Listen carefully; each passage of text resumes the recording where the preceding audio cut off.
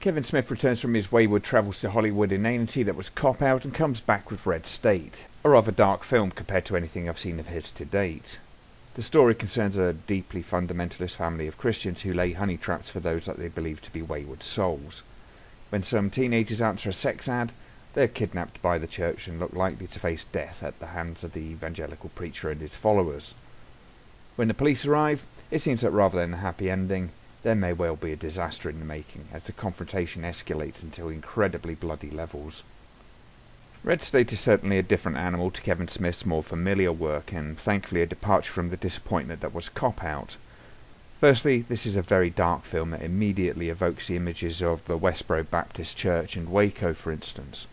These subjects are not handled lightly, or even subtly, at least not on the surface, and any humour is often very dark, in a rather disturbing way. One thing is that this film isn't a comfortable ride. It's often quite upsetting in its brutality, and this is coming from someone who's watched Salo more times than he cares to remember. The source of this discomfort comes partly from the treatment of the characters, who come and go, sometimes in very violent ways, but always unpredictably. Smith manages to keep the audience entirely at a disadvantage, and if there's one thing that can be said about this movie, it's that it manages to constantly shock and surprise. Also rather effective is the gravity of the subject matter, which steps into some rather dangerous territory, especially when it comes to audience sympathy. There are no good guys. All the characters display shades of grey. Sometimes it's the cops that you're going to be rooting for. Other times, some of the church members display decent traits, and the kidnap victims go from being wannabe jocks on a moronic quest for sex to being people that you actually want to see pull through this mess of a situation. There are notes of several directors' work here. In part it feels like a Tarantino movie, sometimes like a Coen Brothers movie, but Smith's characterizations, particularly in terms of dialogue, do show through, again in a much less comedic sense than one would normally be used to. Visually, the film does sometimes feel like it may be outstretching itself as it bounds from camera technique through to the next camera technique through to the next one. Sometimes it can be rather exciting though. Smith certainly has been adventurous with his approach to the movie, and it pays off for the most part, though sometimes it does become a little bit too frantic for my taste.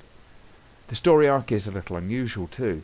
It begins with the sex-seeking young men, transfers to the church folks, then follows the ATF agent played by John Goodman. It's sometimes a little odd, and it feels that we the viewers are almost being treated like a baton in a relay race, though on the whole it doesn't feel overly distracting. It does sometimes feel like the plot abandoned ship with the changes though, and maybe to an extent this detracted slightly from the film. There is a sensation of there being very little in the way of moral focus as well to the film. This is actually a rather more interesting approach than having the easily identifiable good and bad guys, and even the church members occasionally manage to display interesting or admirable attributes. While the fundamentalists represent the most obvious bad guys, it's interesting to see that the characters and organisations that surround the events are also ambiguous to one degree or another, and indulge in some obscene behaviour that results in some rather shocking acts. Shocking to the degree that even the nutcase religious types look mild by comparison. The chaotic approach can be very uncomfortable in several ways, but overall it's certainly a fascinating approach and has some notable successes that easily eclipse any of the shortfalls.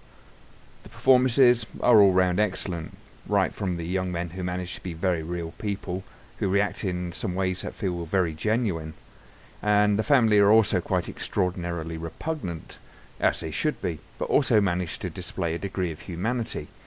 Though the most creepy and disturbing of all is Michael Parks, whose turn as the head of the church is sinister and truly unnerving.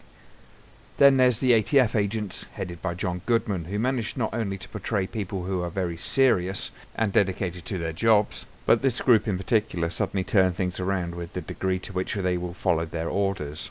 Politically, Kevin Smith seems to be hitting on several current worries, from the evangelical raging of the more extreme religious elements, not least the Westboro Baptist Church and some mainstream political figures of US politics, through to matters such as gun control to some degree. Smith does manage to redress the balance and avoids a polemic upon religious extremists by being very critical, brutally so, about the politics and competence of those on the other side of the fence. The police and politicians are so often as bad, if not worse, than the church members, not least in cynicism and unchecked violence. The twists in this film will constantly have you guessing as to where it will go. and it's another one of those films that uses violence in the most effective way possible, to the point that it can be very hard to watch sometimes. The last 10 minutes, well, that's something of a strange detour on this journey, and were strangely paced, in comparison to the rest of the film at least. However, this doesn't actually detract too badly from the film as a whole. Frankly, the rest of the film will probably have sucker punched you into a stupor by this point anyway.